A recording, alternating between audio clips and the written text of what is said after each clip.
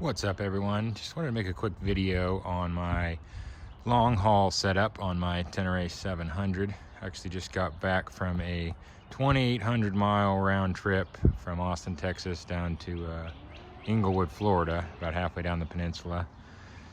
So yeah, did a long haul on it, and I'm just want to show the setup that I had, and I think it worked out really well.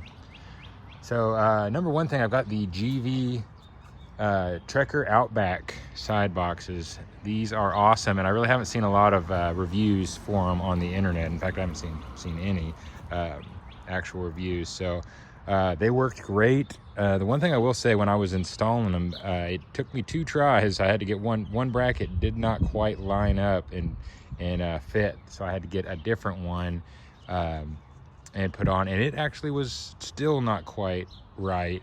It went on, everything was good, but down here where it actually mounts up to this little bracket on the foot peg, you can see here I've got it zip tied there because it was just about a 1/2 inch out. The other one was a full inch out, and then the crossbar on the back was like 2 inches off, but this one actually fit. It went together pretty good, and with it just being zip tied on there, it's held for now. I'm gonna probably eventually get it into a vise and just tweak it a little bit to get it down there, but I didn't really have time before my trip, and so that worked. I wouldn't do any serious off-roading with it just zip tied on there, but it held up fine for it was mostly road that I did on this trip.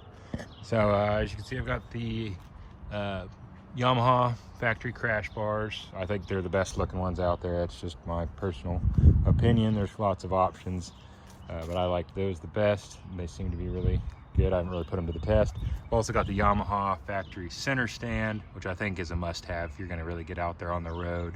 A center stand is kind of crucial in case you have to change a tire, or just doing your chain maintenance and stuff while you're out there.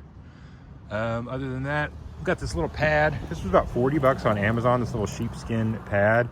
I know there's more expensive ones on there that are a little nicer, but this was great. I mean, I've just got the stock seat on, which is relatively comfortable. It's not horribly uncomfortable or anything, but this actually made a big difference when you're doing hours on end in the saddle. So yeah, I definitely would recommend that for the price. And then I've got the mono seat rack. Really cool, gives you a little extra space underneath and just comes off with a key, just like your back seat would, and you can just switch it out.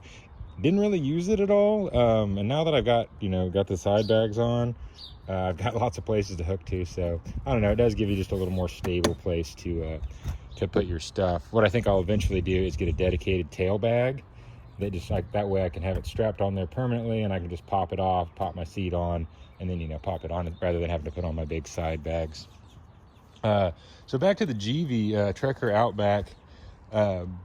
One thing I really liked about them, they do come with a key and a lock just automatically, and they came with like 4 keys, and it actually came with a whole nother locking mechanism in case you ever had to drill one out because you locked your keys in there or something stupid.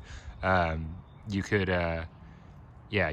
actually have a replacement for that'll use your same key. So I thought that was really cool compared to the Yamaha factory ones, which I wasn't even here in Texas. I wasn't even able to get those, or at least not in the time frame that I had before I had to go on this trip. So these were actually cheaper, and you get the locks with them. You don't have to pay the extra money for the lock, and I think they're awesome. Plus they're black, which goes with the whole blacked out theme I've got going.